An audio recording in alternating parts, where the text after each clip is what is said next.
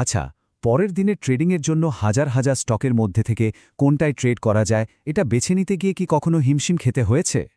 চলুন আজ আমরা এমন একটা টুল নিয়ে কথা বলবো যা ঠিক এই সমস্যাটাকেই সহজ করার জন্য বানানো হয়েছে। সত্যি বলতে প্রত্যেক ইন্ট্রাডে ট্রেডার জন্য দিনের সবচেয়ে বড় চ্যালেঞ্জ তো এটাই, তাই না? এত স্টকের মধ্যে থেকে সঠিকটা খুঁজে বের করা। বেশ, চলুন দেখা যাক এই সমস্যার মোকাবেলা কিভাবে করা যায়। তো চলুন একেবারে গভীরে গিয়ে দেখি একজন ট্রেডারের প্রতিদিনের আসল চ্যালেঞ্জটা ঠিক কি। ব্যাপারটা অনেকটা একটা ছোট চামচ দিয়ে পুরো সমুদ্র সেচে ফেলার মতো না?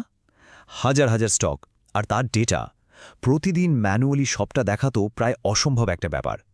কিন্তু যদি বলি এর একটা সহজ রাস্তা আছে, ভাবুন তো, যদি এর একটা স্মার্ট উপায় থাকত।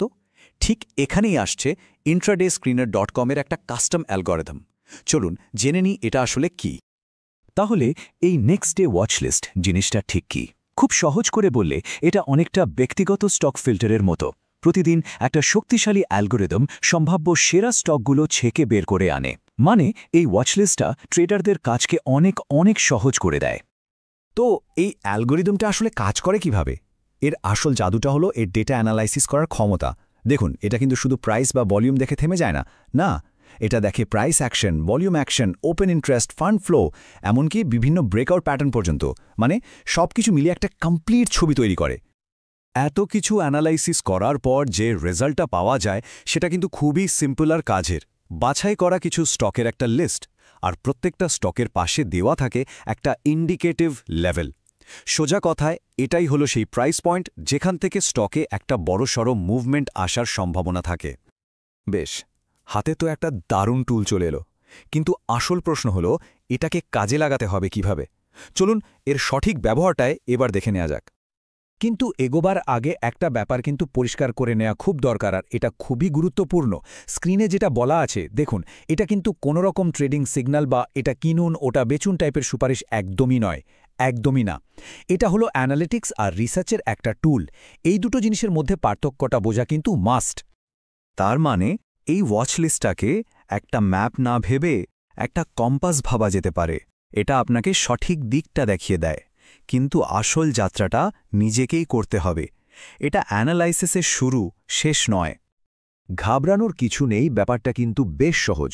চলুন একটা খুব সিম্পল 3 ধাপের প্রক্রিয়া দেখে নিই। এটা ফলো করলে এই ওয়াচলিস্টটা খুব সহজেই রোজকার ট্রেডিং কৌশলের একটা অংশ হয়ে উঠতে পারে। পুরো প্রক্রিয়াটা খুবই সোজা। স্টেপ 1, প্রতিদিনের লিস্টটা একবার দেখুন। স্টেপ 2, প্রত্যেকটা স্টকের ইন্ডিকেটিভ লেভেল বা সূচক স্তরগুলো নোট করে নিন। আর ফাইনালি স্টেপ 3, ওই লেভেলগুলোর আশেপাশে কোনো ব্রেকআউট প্যাটার্ন তৈরি হচ্ছে কিনা সেদিকে খেয়াল রাখুন। ব্যাস এইটুকুই। কিন্তু গল্পটা এখানেই শেষ হচ্ছে না। এই টুলটা কিন্তু শুধু পরের একদিনের ট্রেডিংয়ের জন্য নয়, এর আরও একটা বড় সুবিধা আছে। চলুন সেটাও জেনে নিই।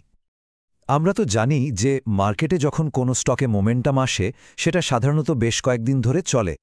ধরুন একটা স্টক আজ ওয়াচলিস্টে এলো কারণ তাতে একটা বড়সড় ব্রেকআউট হয়েছে। খুব বেশি সম্ভাবনা যে সেই গতিটা কাল বা তার পরেও বজায় থাকবে। আর এখানে একটা প্রো টিপ, যদি দেখা যায় কোনো একটা স্টক এই ওয়াচলিস্টে বারবার আসছে, তাহলে কিন্তু এটা একটা দারুণ সংকেত। এর মানে হতে পারে স্টকটাই শুধু একদিনের জন্য নয়, বরং একটা বড় দীর্ঘমেয়াদী মুভমেন্ট তৈরি হচ্ছে। তাহলে একদম শেষে প্রশ্নটা এটাই দাঁড়ায়, স্টক খুঁজে বের করার মতো এত কঠিন আর সময় সাপেক্ষ কাজটা যদি এতটা সহজ হয়ে যায়, তাহলে একজন ট্রেডারের ট্রেডিং স্ট্র্যাটেজি ঠিক কতটা উন্নত হতে পারে একবার ভেবে দেখুন তো।